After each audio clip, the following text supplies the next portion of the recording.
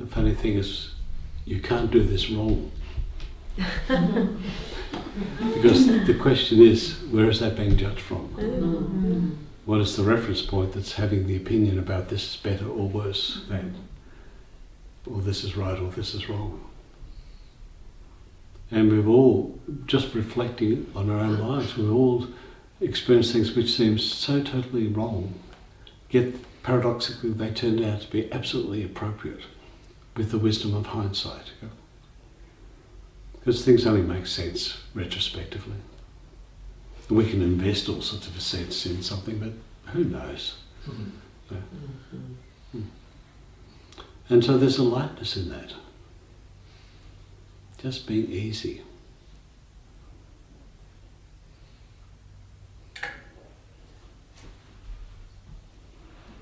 And there's a practical, some practical hints within many traditions. And one frame that is often very useful is to be totally open and accepting, saying yes to everything. Now that's particularly useful if you tend to actually be the sort of person who says no.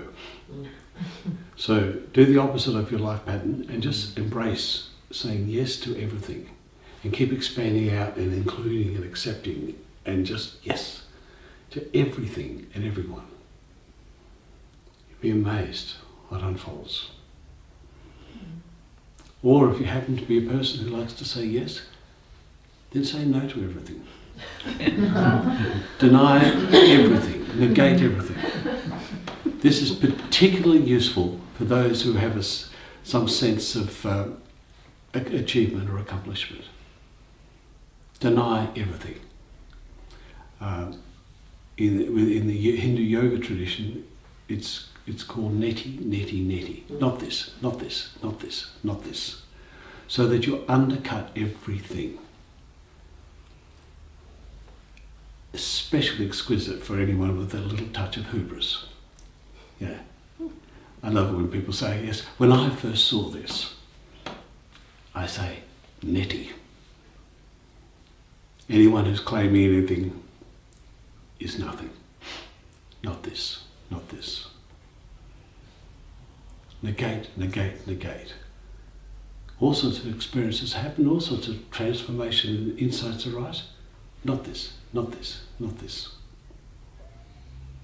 Very useful.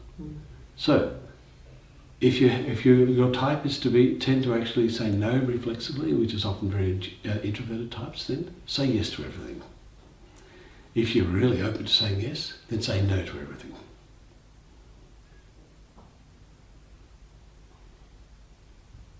We were once in a Zen monastery in the 70s, and this teaching monk was giving a discourse, and he sat absolutely still in beautiful full lotus. And Kalyani and I sat there, and there was a couple of other Westerners with us. And after a few minutes, I couldn't maintain the full lotus anymore, so I switched to half lotus. Then after a few more minutes, that was uncomfortable. I switched to the other version of it. And all those yogis here will know what I'm talking about. Changing legs and changing legs and getting more uncomfortable. Then I sort of noticed in my peripheral vision that all of us were just sort of writhing away. And the stiller he was, the more obvious our movement was. And at one point he stopped me, looked at us and he said, you know, we have two sorts of people who come into this monastery. Those who can sit and those who can think. Then he burst into laughter. He said, we make those who can think sit and those who can sit think. So, if you are happy to say yes, say no to everything. If you tend to say no, say yes to everything. Or, if you're a little more sophisticated, and notice how that's absolutely contradictory, then rest as both. And embrace paradox. Yes and no. Say yes to everything, say no to everything. Hold them both at once. Now, you can't work that out. That's why you know it's a paradox. That's the definition of a paradox is this cannot be worked out. A paradox is something you rest with. Just hold and just be present to the contradictions and the wonder. That's a profound space. Beautiful way of seeing everything.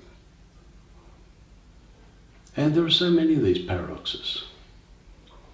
If you do some investigation, you actually do discover that there actually is no locatable presence, that there is no location for any sense of any separate self. So you can say there's no me, yet there appears to be a sense of location. There is no one here, yet there appears to be. Beautiful paradox. Rest in it.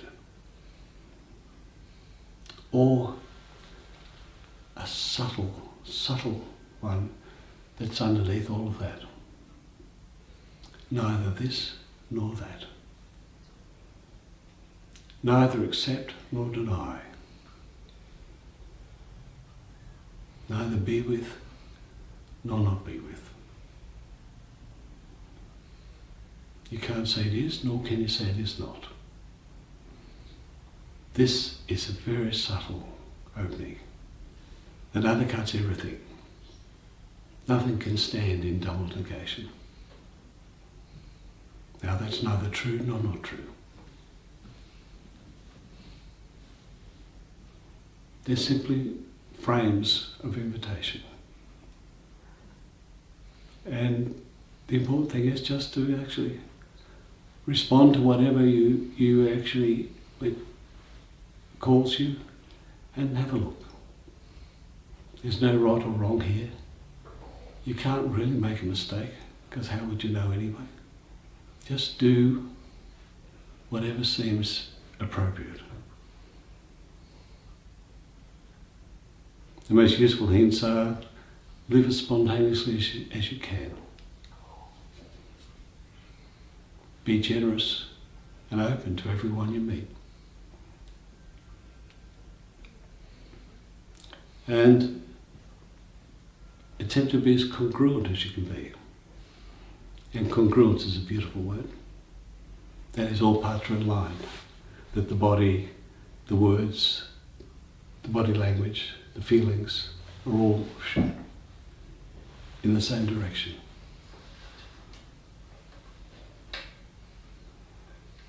Being congruent, being truthful, being generous, being as spontaneous as you can be. They're useful pointers, practical hints. Because this work is ever present, it's every moment. It's not something you do in the morning or for an hour. It's every moment. It's always arising.